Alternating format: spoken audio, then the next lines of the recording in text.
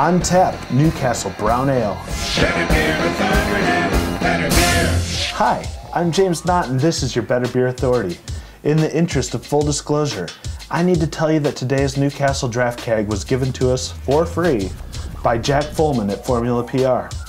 We intend to provide you with a fair analysis of the beer and promise not to have our judgment swayed by the really cool free mini keg of beer, or the fancy Newcastle glasses, or the practical Newcastle coasters to keep the desk clean, or even this nifty little Newcastle pen, or the ridiculously small female Newcastle T-shirts they sent us, right guys? Yeah. What are you talking about? Nice shirt. Newcastle Brown Ale is brewed at John Smith's Brewery in Tadcaster, England, under the watchful eye of Heineken International.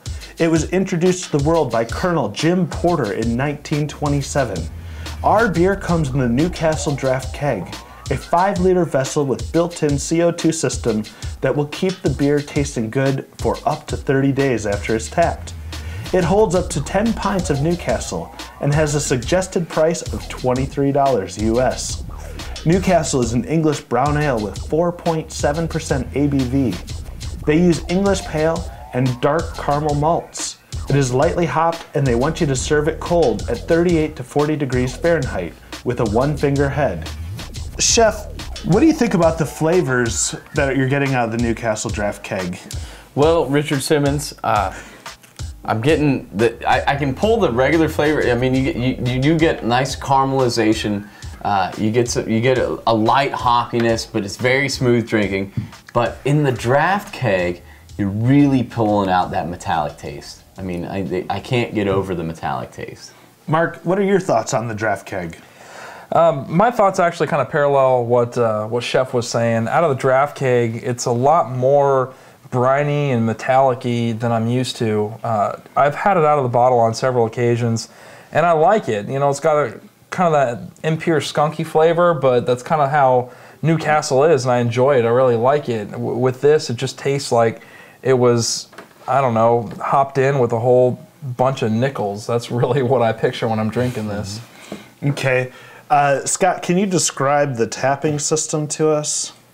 It's a unique system. It's actually kind of tricky to use. You know, it would be fine. I think the pressure is just a little bit too much, but when you pop it in and then when you try to actually lift to pour, it's a little bit difficult because you have to kind of reach down to the side to actually grab the pouring system. And when you actually pour, as you can see, it kicks up a lot of head and it's pushing a lot of pressure, and it kind of pours a little bit more than they say. When they say a 1-fingered head, you're looking at a very large person for a 1-fingered head.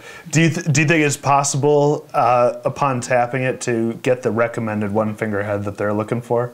Not with this one. I think there were, 3 of us that tried, and none of us could succeed at getting the correct pour. And I don't know if that's just because of this keg individually or the system itself. I couldn't say. Chef, this is $23 US. Mm-hmm. Yeah, I wouldn't pay the $23 US. I mean, for the Draughtkeg, I would much rather just go and pick up a couple of 6-packs. They're roughly $9 a 6-pack. If that, you know, $18, I got 12-pack, about the same. This is a great beer out of the bottle, and I was looking, you know, really looking forward to doing this out of the Draughtkeg, and you know, it's just kind of a little bit disappointing. Because, I mean, this is a good beer. I don't think that anybody would say that Newcastle Brown Ale is a bad beer. I think this is a decent beer. But I think they really fell short with this Draughtkeg. Maybe this is just a rare example, but the beer seems to be pulling a lot of effects from the vessel in which it's stored, which can be a good thing if you look at past beers that are barrel-aged. Like if you take Kentucky Bourbon Barrel Ale, for example, it's an ale that's aged in a cask specifically to pull the flavor from the vessel. Yeah. This is maybe not intended to do that, but it's doing it anyway because you're definitely getting that briny, metallic-y weirdness. Scott, do you think there's a lot of consumers who are looking for the draft beer experience? I think it's a novelty. I think that I mean, obviously craft beer sales have risen exponentially in the past several years. And I think that maybe this is something that's kind of getting, it's a little bit of a novelty because you have the beer tender, and this keg actually works in the beer tender, which is a small personalized 5-liter mini keg basically kegerator that you can actually serve this out of as well. So I think that beer companies are catering to that, but you know, I don't know. I just think, honestly, with this keg, maybe it's just the keg itself. Maybe this specific one is bad, because I have had the Heineken keg through the same distributor, like I said, the same owners, and it was a great beer.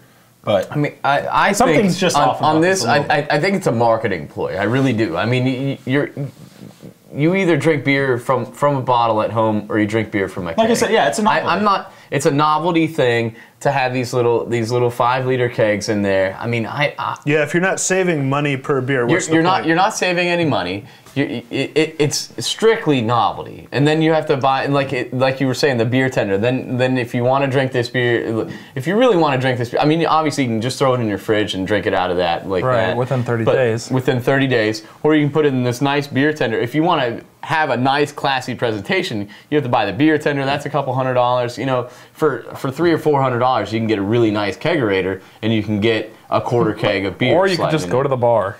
Or you can just go to the bar. I mean, I have an actual kegerator at home. I mean, I have two beers on tap all the time. But you know, aren't you cool? I am pretty cool, man. Hey, I would say had we actually dug into the pockets to get this particular one right here, paid for it and been drinking, I'd be pissed right now. Yeah. I'd be pretty pissed off. Oh yeah.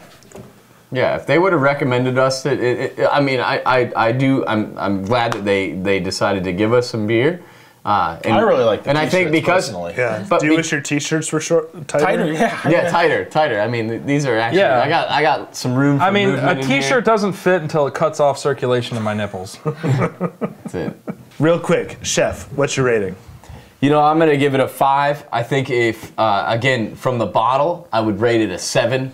But just because of that taste from the keg, I don't know if they've switched it to a plastic keg, draft keg, if the flavor would be better. I don't know if it's because of the aging. I don't know what the flavor problem is, but there's definitely an issue with the flavor. Worst case scenario, bad batch.